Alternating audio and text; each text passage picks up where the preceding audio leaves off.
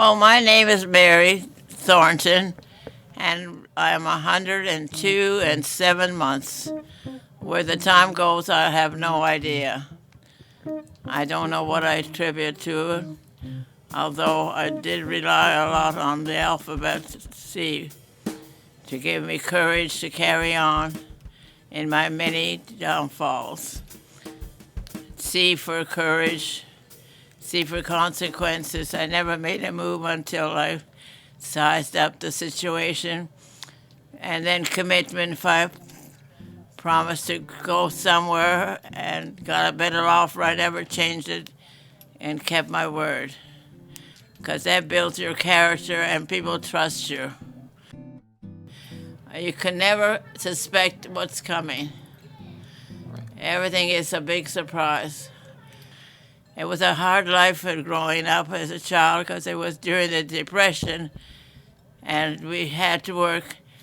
I can't begin to tell you how I went to different stores for leftovers, fruit and whatever. And we appreciate everything today because it comes too easy. Support for Sharing Life comes from APEC Marketing. To consult their services, go to apecmarketing.com.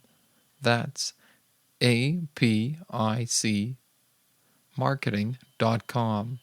By email, contact Asha at apecmarketing.com. That's ASHA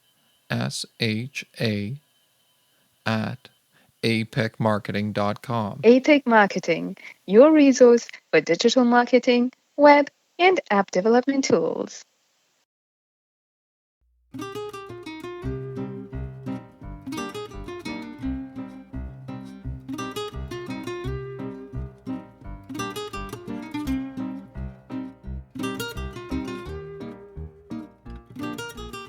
Sharing Life was previously known as the Their Time Podcast. We here at Sharing Life have a track record of finding creative ways to share the stories of senior citizens with their home communities through media exposure. Our goal is to build community with senior citizens. Join us on this epic journey.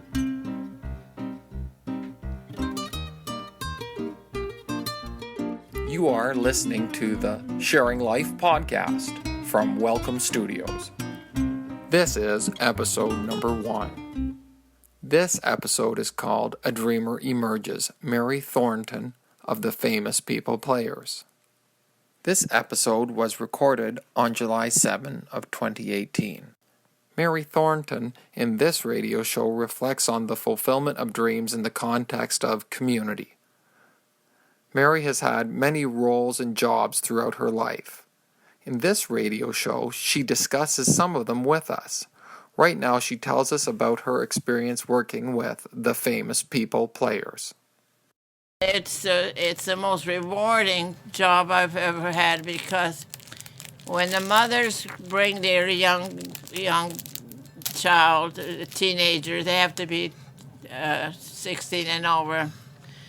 The shy little ones, they don't even know how to shake hands. And I say, "What is your name?" And they give me a shake hand. "Oh, not like that. Oh, what? You gotta good, strong. That's it. My name is John."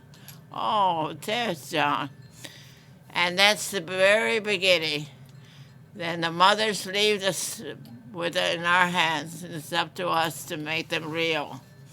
And it takes a while for them to learn something. But once they do, you cannot take it away from them. Then they teach the other one that comes after them. They become the teacher. Now their parents can't believe it. And they have to be the same at home. And they become actors on stage, dancers, some of them singers as well. Nothing amateur about it. It's the training of being chefs, helpers, setting tables, acting on stage, looking after their props. It's so complicated. And I don't know how they remember everything myself. They're punctual. So it's a wonderful reward that we get from them. Mm-hmm. Yeah. That's fascinating. It's really encouraging. And I knew nothing about making puppets, only making dresses. But I had to visualize the finished product first in my mind before I could start it. And then once I had it all in my mind, the size and the shape, I could just cut, glue, and paint. For 41 years. We took a calculation not too long ago. Approximately, I made over or created more than 22,000 creatures, from curtains for Radio City Music Hall in New York, 40 by 60 feet. Unbelievable. That's a lot. Now I sit back and I think, how in the world did I ever have the courage to do it? I couldn't do it today.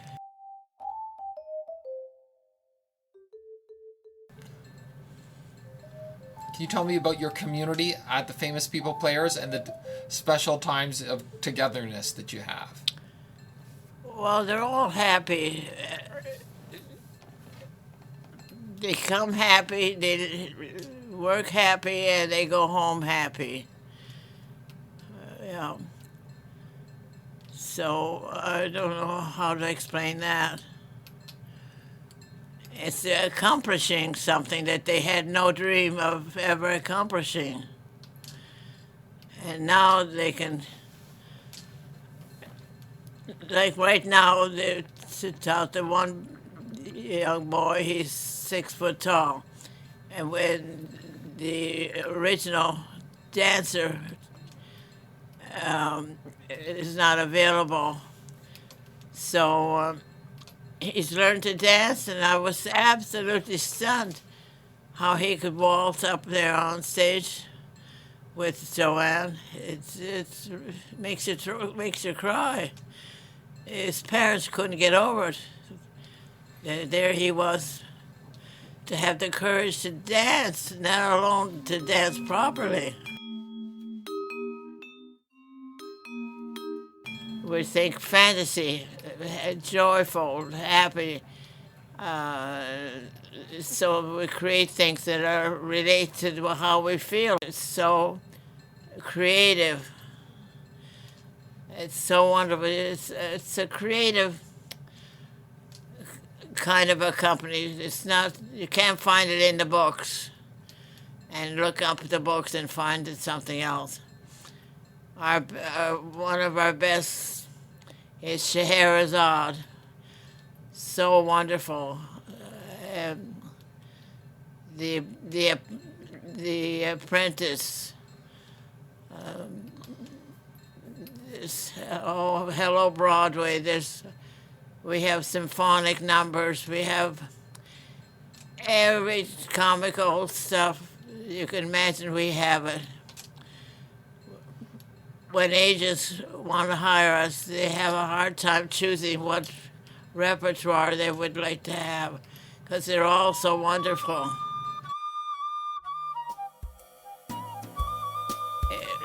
It's something that you cannot explain even after you see it. And you can't believe what you see either, that it's trickery. Right. But it's all man-held. It's all 4 people on one puppet. 4. And they all have to move at the same speed. Can't go one in and out, one in and out. So the ones on the feet's got to trust the one on the hands, and the on the hands got to trust the one in the body and the head. It's very difficult. They're so proud of themselves. They're all happy, and they get along amongst themselves too. That's important too.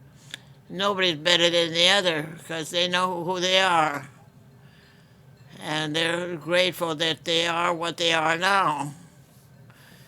And they compare themselves with the ones that are there before them. Oh, am I going to be like Marco? Am I going to be like Benny? Like Betty, it's been 42 years with us. And he's in the kitchen. They are, the minute they put their uniform on, they're different people.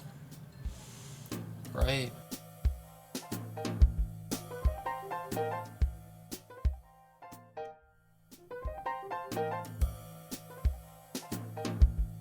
Mary, what do some people have that prevents them from being on the pathway to dream fulfillment? They have that attitude. You can't change an attitude too much sometimes. Well, it's being proud of yourself.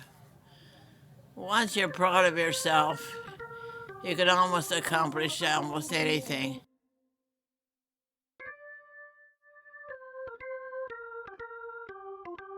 Can you tell me about your love for fashion and the Hamilton Opera?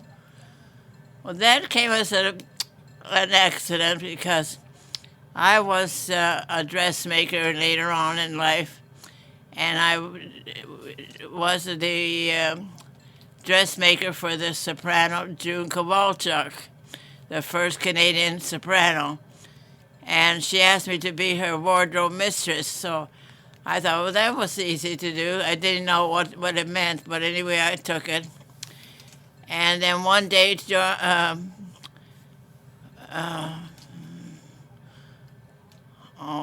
Hamilton, our conductor, came running in the dressing room and said, Mary, you got to go and sit in the benches. I need people. I can't have a chorus with just two people. Got to look like I was having, it's all recorded music.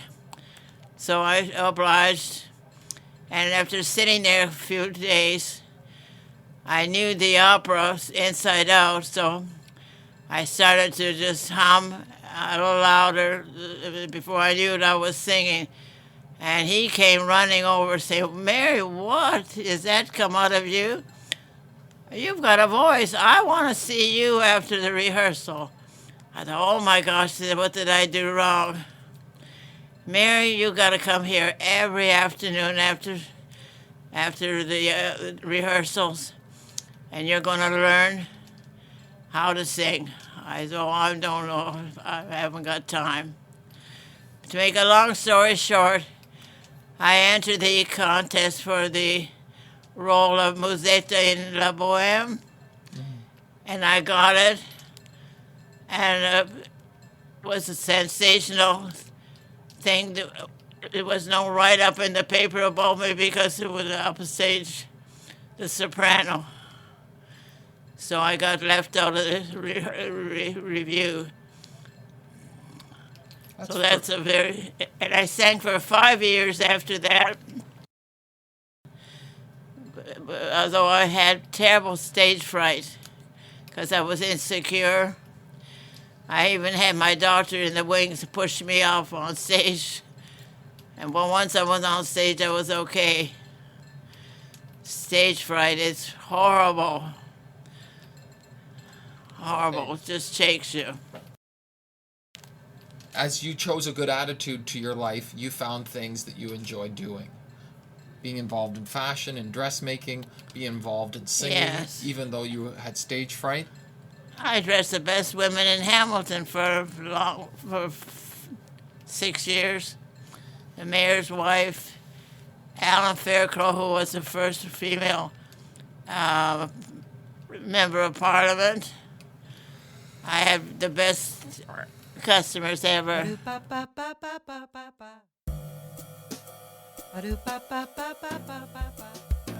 Oh, you have to search what you want to do. I'll open up a dressmaking establishment. But what's the consequences if you don't get any customers? I'd have to weigh that over in my mind. How could I do that? What would the heartaches be? And commitments, it's the same thing. I'll make the address in 2 days. I would have to make a commitment for and deliver it within 2 days, where people can trust you what you say. So the alphabet C, no matter what word it is, it's so very important. And the courage, C for courage. It'll help you through life. I started to work actually earning 25 cents when I was 6 years old, and I never stopped, and it grew and grew to better and better. So went down to the river with my grandmother with copper utensils and washed them with sand, and she gave me 25 cents for doing it with her. And it went on, and then went up to creating paper dolls, went to different factories and sold them for $1 each, and he kept the bread on the table. So there's so many stories to tell you. Oh, that's very interesting.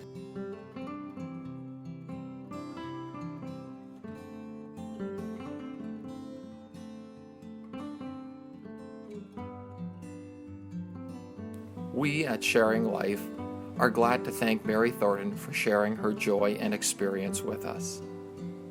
Thank you, Mary.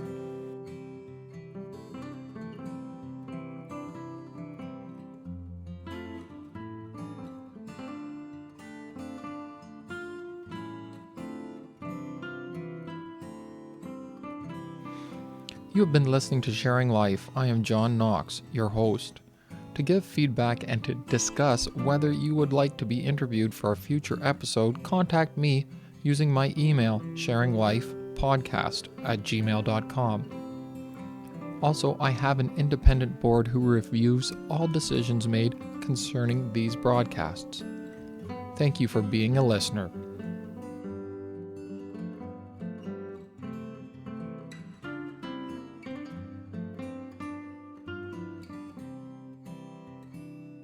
To make your job a happy job, no matter how dirty it is. I was shopping around with my little boy in a walker, and a store with a big sign saying opening soon. And I knocked on the window, and the man came out. I said, "What are you opening?" He says, "A sportswear shop." "Oh, that's nice. We need one." I said, "Oh yeah, but it's very expensive items." "Oh, that's even better. Come on inside and have a look." So I went inside and looked, and he showed me how he was going to lay it out. I said, "It's all wrong. If you don't mind me telling you, it's all wrong.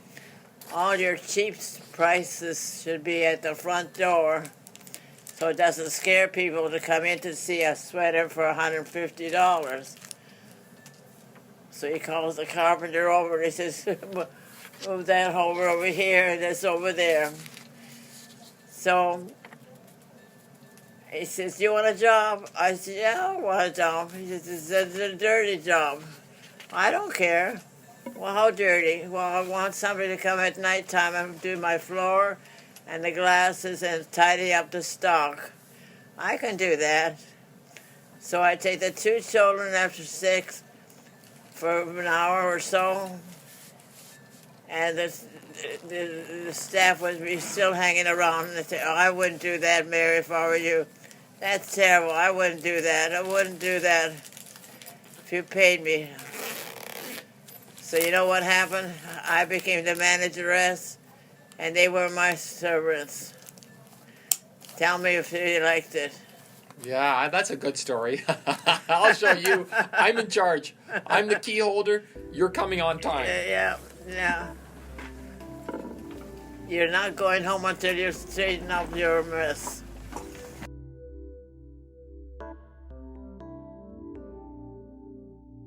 After the party, together, I would look at the audience, and if there was a young man, bald-headed, I'd go up to him and say, "Can I ask you a question? I'm doing a little research on baldness. Oh, yes, why? What do you attribute to your baldness? I don't know. Do you take showers? Yes. Strong water? Yes. Oh, that's number one. Really? He'd go and say, guess what? She guessed it. Then I got more because I did. My mother tells me too, don't run the water too hard on your head. So they would say, she's doing a research. So I became the life of the party, let's say. Oh, that's cute. Yeah. That's a lot of fun. Oh, wow. Oh,